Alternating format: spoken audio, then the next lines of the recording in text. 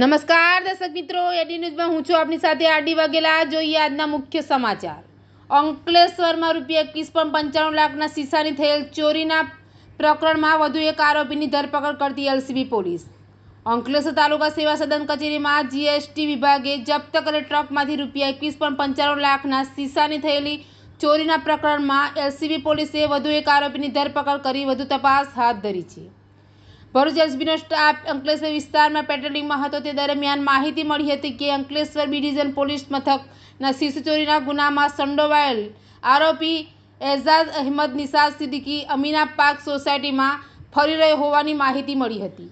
જે મળેલી માહિતીના આધારે એલસીબીની ટીમે વોચ ગોઠવી હતી અને અમીના પાર્ક સોસાયટીમાં રહેતો એઝાઝ અહેમદ નિશાદ સિદ્દીકીને ઝડપી પાડ્યો હતો અને બી ડિવિઝન પોલીસના હવાલે કર્યો હતો।